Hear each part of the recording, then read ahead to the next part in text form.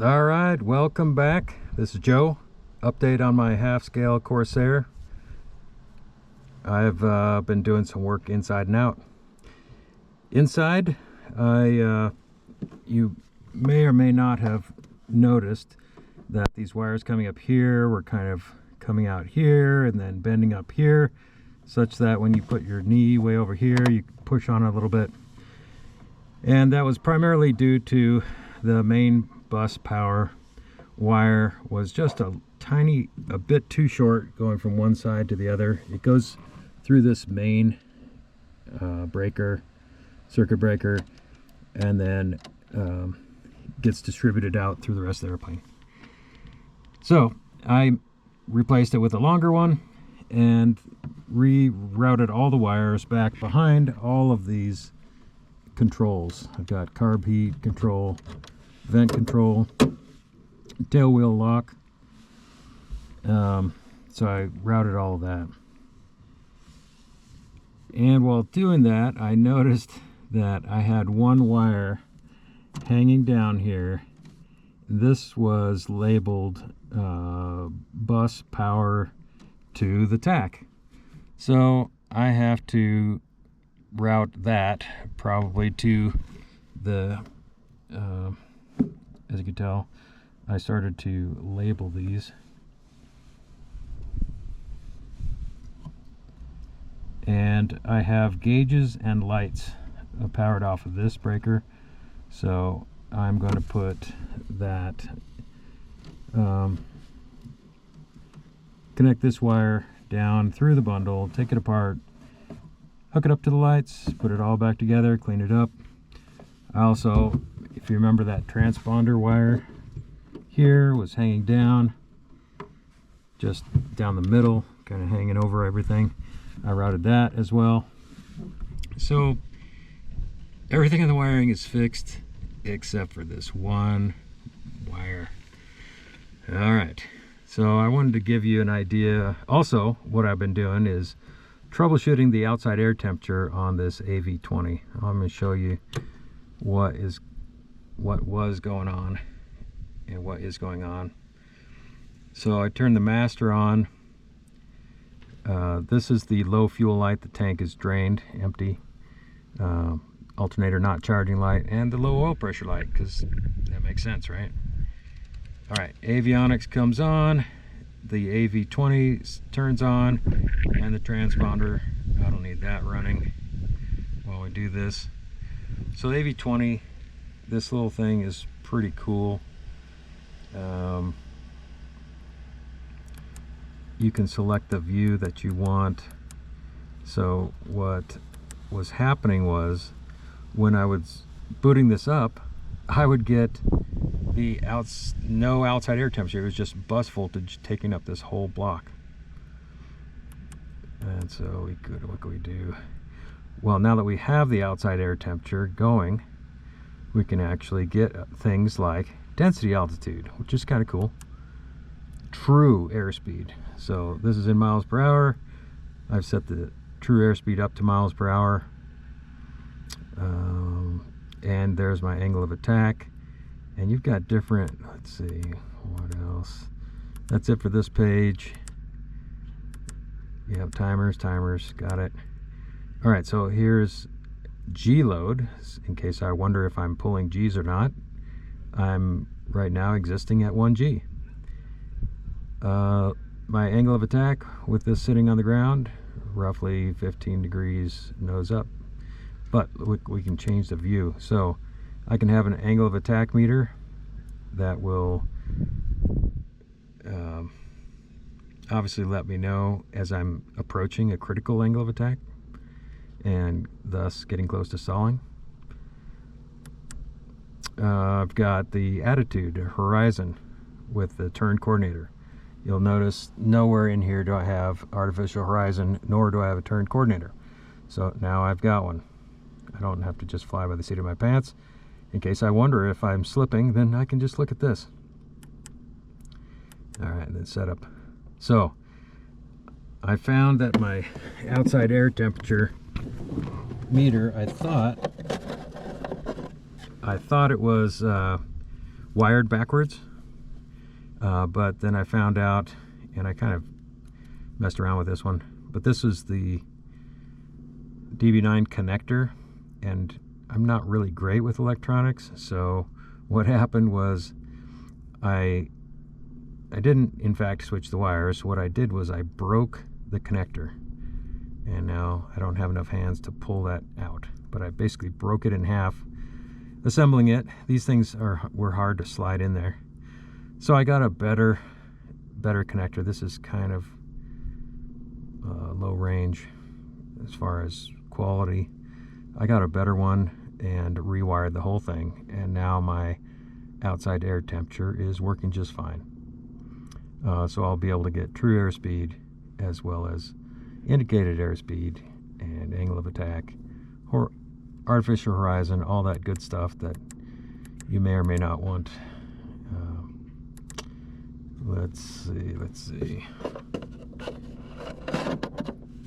In one of these videos, I'll go over the whole Rotec starting procedure from, you know, just showing up to the airport, because it's pretty involved. They have you go through stuff like pulling out the spark plugs. I think there's too many people have bent their cranks on these things by not taking due precautions with the radials. All right, so that's enough of this. Turn that off. And turn that off. And I'll show you what's been going on in the outside.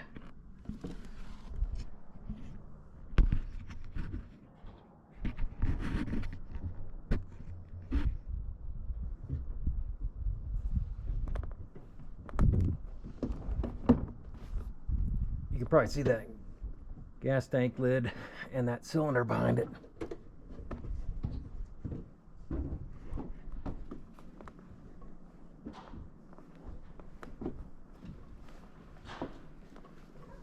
So that cylinder is what I'm going to cut off a piece.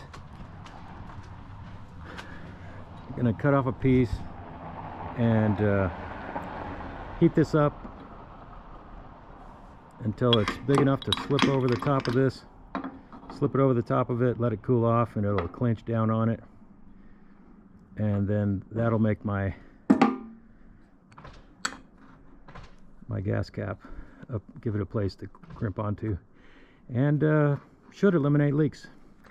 Some people in the comments were worried that that might continue to leak, just the pressure fit between those two. I don't think so, but I'll test it and find out. The downfall about doing this is that you can see that it's going to block these Allen wrenches. So in order to get this, take this apart, now these are going to be too small to get the Allen screws out. I either clearance the tube, or I just cut off an Allen wrench really short, get them loose, and screw them up high enough until I can lift this up, and then screw them out a little more, and then lift it up a little higher, screw them out some more, lift it up, and take it off. So if I want to get around that and have this properly sized, I'd probably have to machine or get machined another plate like this with a larger diameter bolt down here.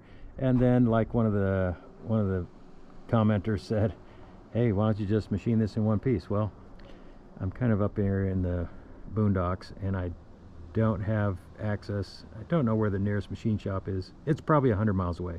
I know there's one down by Boise, so I could get there if I wanted to, I guess. I'll try this. If it leaks, then I'll do something else.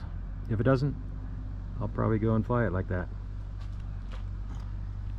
So also waiting for things to come in here. I've got a 1/4 inch thick piece of nylon that is going to I'm going to remake this out of nylon so that it slides easier across the aluminum track.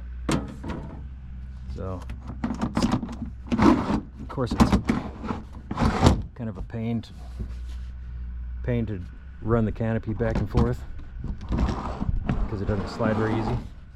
It opens easy, but it hangs up a little bit when you shut it.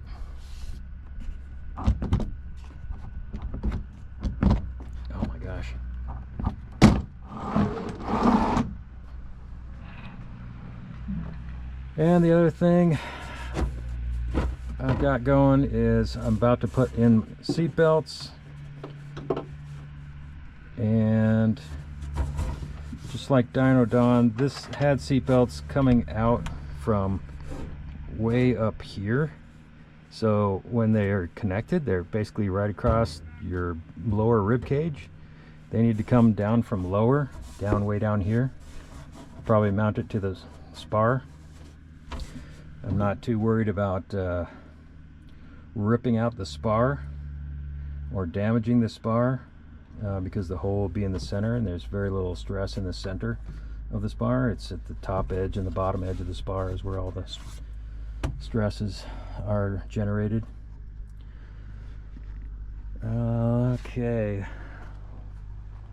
let's see what else. So while I was waiting for those parts, I've been doing quite a bit of sanding, fixing some cracks on the cowling. And you can see, since I cut those huge pod things off of here, now I'm left with these little things, and I faired this in. A good part of it was like at the blue, you can see that was epoxy fill, and then I just have a super light skim coat of lightweight Bondo to kind of clean it up and true it up. So I've been sanding on these, and since I figured I was going to have to repaint this, and I didn't want to paint it baby blue, I figured I would scuff out everything and paint the entire bottom of both wings a more appropriate, in my mind, intermediate blue. So a little bit darker than this.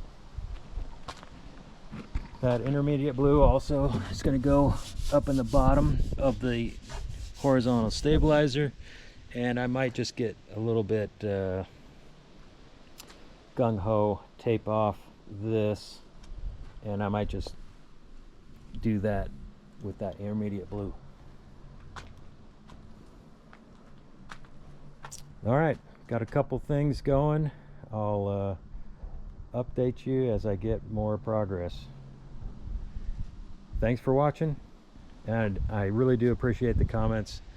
I've got a couple of great safety comments that I really do appreciate, and I think it'll make it a lot safer. So don't hesitate to comment if you see anything that concerns you or you think I should think about.